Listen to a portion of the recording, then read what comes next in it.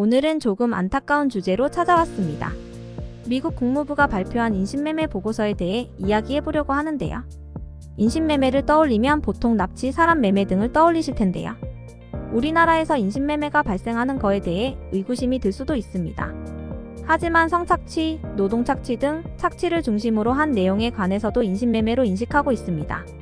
미국 국무부는 2001년부터 자국법에 따라 인신매매 평가국을 1에서 3등급으로 분류하는 보고서를 매년 발간하고 있습니다.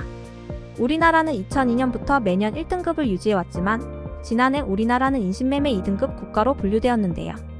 이는 20년 만에 처음으로 1등급에서 2등급으로 내려간 후 2년 연속으로 2등급에 머물게 된 것입니다. 국무부는 보고서에서 한국 정부의 노력이 전반적으로 증대됐다고 언급하면서도 인신매매 근절을 위한 최소 기준을 완전히 충족하지 못하고 있다고 지적했습니다.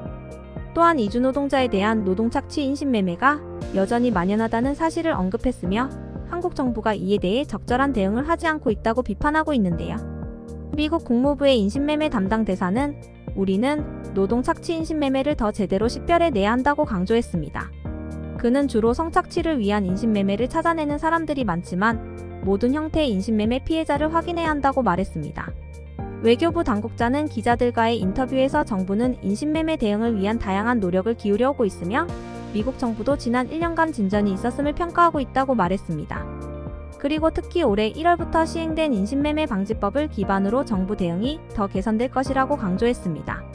외교부 당국자는 보다 상세한 설명을 통해 올해 국무부 인신매매 보고서는 지난해 4월부터 올해 3월까지의 실적을 평가하는데 한국의 인신매매 방지법은 올해 1월에 발효되었기 때문에 그 효과가 보고서에 충분히 반영되지 못했던 측면이 있다고 설명했습니다. 그러나 정부는 앞으로도 계속하여 인신매매 근절을 위한 노력을 강화해 나갈 예정이라고 덧붙였습니다.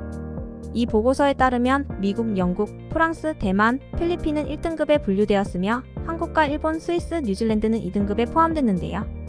반면 북한, 중국, 러시아 등 24개국이 3등급으로 분류되었습니다.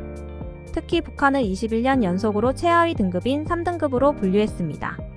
지구상 최악의 인신매매국으로 평가하고 있는 거죠.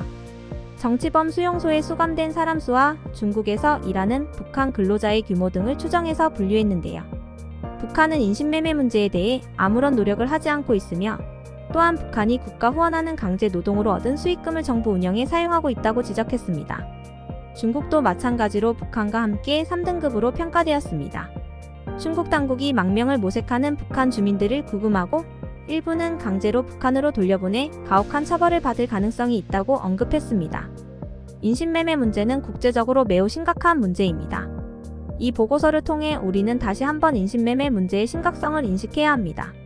우리나라 정부를 비롯한 모든 관련 당국자들이 이 문제에 대해 적극적으로 대응하고 인신매매 피해자를 식별하고 보호하기 위한 노력을 지속해야 하는데요. 여러분의 관심과 참여가 인신매매 문제 해결에 큰 도움이 될 것입니다. 함께 노력하여 세계가 더 안전하고 공정한 곳이 되도록 기여했으면 좋겠습니다. 이상으로 오늘은 인신매매에 관한 내용으로 소식을 전해드렸는데요. 하루빨리 더 좋은 사회가 되어 여러분께 좋은 소식들만 전달해드렸으면 좋겠습니다. 재미있게 보셨다면 구독과 좋아요 부탁드립니다.